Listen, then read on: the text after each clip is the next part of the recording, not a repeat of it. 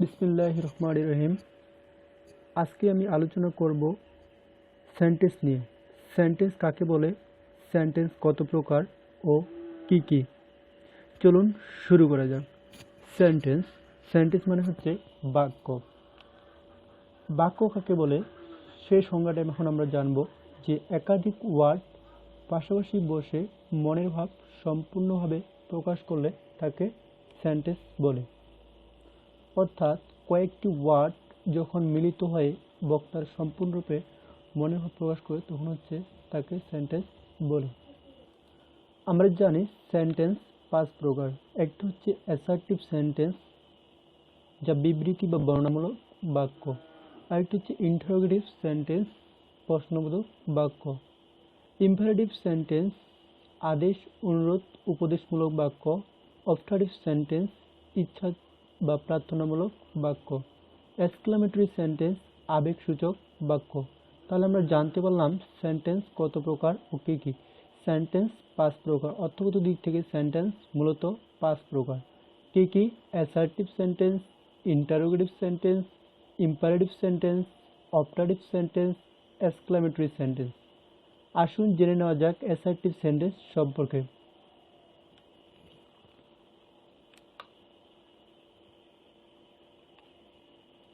Assertive sentence বলতে আমরা যার বাংলা হচ্ছে বিবৃতি বা বর্ণনামূলক বাক্য। অ্যাসার্টিভ সেন্টেন্স কাকে বলে? যে সেন্টেন্স দিয়ে কোনো বিবৃতি বা বর্ণনা প্রকাশ পায় তাকে অ্যাসার্টিভ সেন্টেন্স বলে। যেমন আই এম এ স্টুডেন্ট, উদাহরণ হিসেবে বলতে পারি আই এম এ স্টুডেন্ট। এখানে সাবজেক্ট সম্পর্কে সাবজেক্টের বিবৃতি বা বর্ণনা প্রকাশ পেয়েছে, এজন্য হয়ে গেছে এটি অ্যাসার্টিভ সেন্টেন্স। তাহলে অ্যাসার্টিভ সেন্টেন্স বলতে আমরা কি বুঝলাম?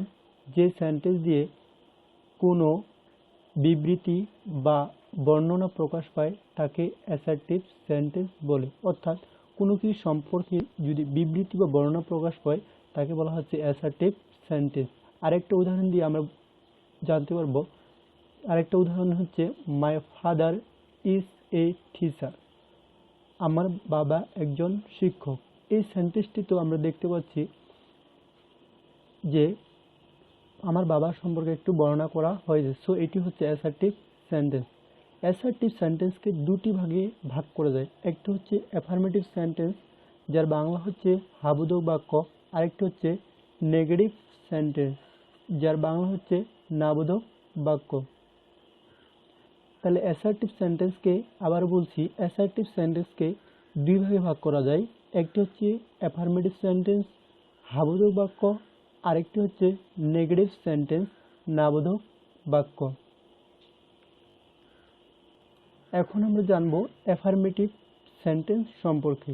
অ্যাফার্মেটিভ অর্থ হচ্ছে হাবোধক বাক্য। যে সেন্টেন্স দিয়ে হাবোধক বিবৃতি বা বর্ণনা প্রকাশ পায় তাকে অ্যাফার্মেটিভ সেন্টেন্স বলে। আবারও বলছি, অ্যাফার্মেটিভ সেন্টেন্স কাকে বলে? যে সেন্টেন্স দিয়ে হাবোধক বিবৃতি বা বর্ণনা প্রকাশ পায় তাকে অ্যাফার্মেটিভ সেন্টেন্স বলে।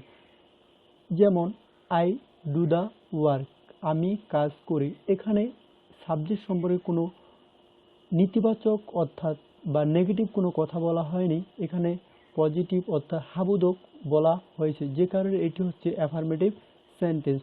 I do the work. Next example, the sunrise in the east, সূর্য পূর্ব দিকে উদিত হয়। আরেকটি এক্সাম্পল, ম্যান ইজ মর্টাল, মানুষ মরণশীল। এটিও একটি অ্যাফার্মেটিভ সেন্টেন্স। আমরা জানতে পারলাম অ্যাফার্মেটিভ সেন্টেন্স সম্পর্কে। এবার আমরা আলোচনা করব হচ্ছে নেগেটিভ সেন্টেন্স সম্পর্কে। নেগেটিভ সেন্টেন্স কাকে বলে?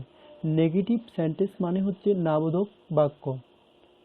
যে সেন্টেন্স দ্বারা নাবোধক অর্থ প্রকাশ পায় তাকে নেগেটিভ সেন্টেন্স বলে। আবারও বলছি, যে সেন্টেন্স দ্বারা নাবোধক অর্থ প্রকাশ পায় তাকে নেগেটিভ সেন্টেন্স বলে। যেমন example, for example, the rich are not always happy. এখানে আমরা দেখতে পাচ্ছি যে সেন্টেন্সটার মধ্যে নট ব্যবহার করা হয়েছে। সো এটি হচ্ছে negative sentence. The rich are not always happy, ধনীরা সবসময় সুখী নয়। যার অর্থ হচ্ছে ধনীরা সবসময় সুখী নয়। অর্থাৎ আমরা বলতে পারি যে সেন্টেন্স দ্বারা নেগেটিভ বা নাবোধক অর্থ প্রকাশ করে তাকে বলা হচ্ছে নেগেটিভ সেন্টেন্স। নেগেটিভ সেন্টেন্স আরেকটি বৈশিষ্ট্য হলো মডাল অক্সিলারি ভার্ব বা হেল্পিং ভার্ব যেই বলি না কেন সেখানকার পরে একটা কি থাকে, অলওয়েজ নট থাকে। এটি হচ্ছে প্রথম একটা রুলস যে নট থাকলে আমরা বলবো সেটি হচ্ছে নেগেটিভ সেন্টেন্স।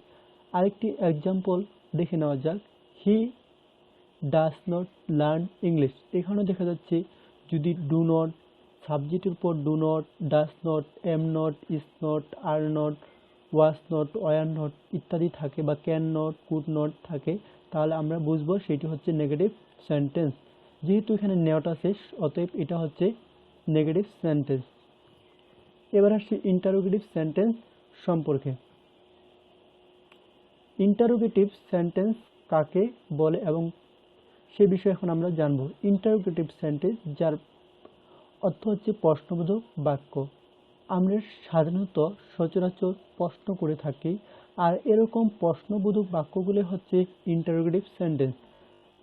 একটি সংজ্ঞা জেনে নেওয়া যাক, অর্থাৎ যে সেন্টেন্স দ্বারা কোনো কিছুর প্রশ্ন জিজ্ঞাসা করা হয় তাকে ইন্টারোগেটিভ সেন্টেন্স বলে। ইন্টারোগেটিভ সেন্টেন্স কাকে বলে তাহলে? যে সেন্টেন্স দ্বারা কোনো কিছুর প্রশ্ন জিজ্ঞাসা করা হয় তাকে ইন্টারোগেটিভ সেন্টেন্স বলে।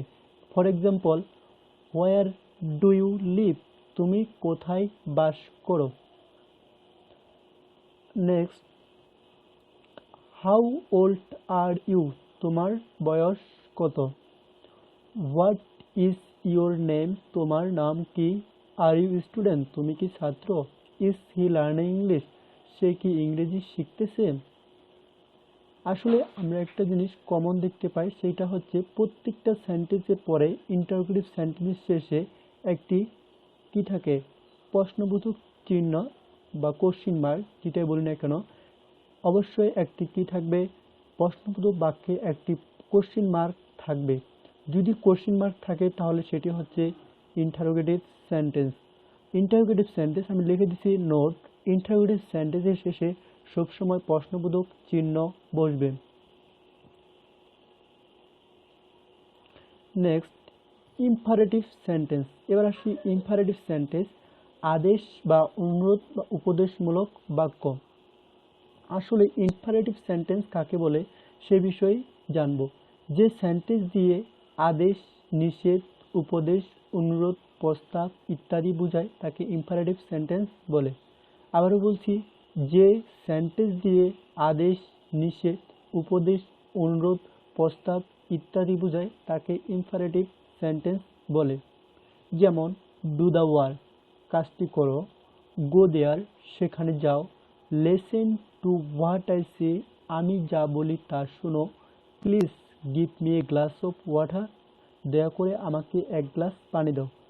আমরা এই সেন্টেন্সগুলো বিশ্লেষণ করলে দেখতে পাচ্ছি, ডু দ্য ওয়ার্ক, কাজটি করো, এখানে কাউকে আদেশ করা হচ্ছে, সো এটি হচ্ছে imperative sentence.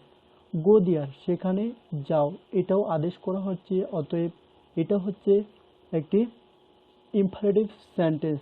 Listen to what I say, আমি যা বলি তা শোনো, এটাও আদেশ বা অনুরোধ করা হচ্ছে, যেটাই বলি না কেন, সো এটাও হচ্ছে imperative sentence. Please give me a glass of water, দয়া করে আমাকে এক গ্লাস পানি দাও, প্লিজ। অর্থাৎ এইটা দ্বারা আমি আমরা বুঝতে পারতেছি যে এটা দ্বারা অনুরোধ বোঝানো হয়েছে, মানে কারো কাছ থেকে এক গ্লাস পানি চাচ্ছে, সো কাউকে অনুরোধ করা হচ্ছে, যে কারণে এটা হচ্ছে ইম্পারেটিভ সেন্টেন্স। এবার আসি অপটাটিভ সেন্টেন্স। অপটাটিভ সেন্টেন্স কাকে বলে? অপটাটিভ সেন্টেন্স ইচ্ছা বা প্রার্থনামূলক বাক্য। যে সেন্টেন্স দিয়ে বক্তার মনের ইচ্ছা, প্রার্থনা ও আশীর্বাদ প্রকাশ পায় তাকে অপটাটিভ সেন্টেন্স বলে। আবারও বলছি, অপটাটিভ সেন্টেন্স কাকে বলে? যে সেন্টেন্স দিয়ে বক্তার মনের ইচ্ছা বা প্রার্থনা ও আশীর্বাদ প্রকাশ পায় তাকে অপটাটিভ সেন্টেন্স বলে। উদাহরণ হিসেবে আমরা বলতে পারি, may you be happy in life, তুমি জীবনে সুখী হও। Next example, may you shine in future, তুমি ভবিষ্যতে উন্নতি করো।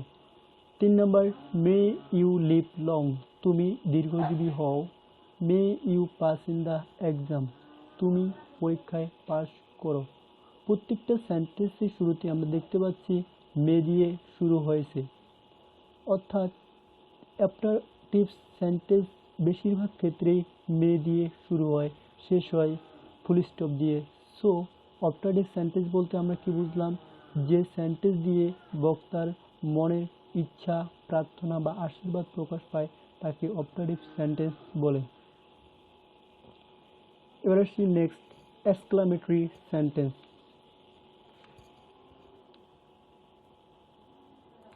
এক্সক্লামেটরি সেন্টেন্স বা আবেগসূচক বাক্য, যে সেন্টেন্স দ্বারা বক্তার মনের ভাব,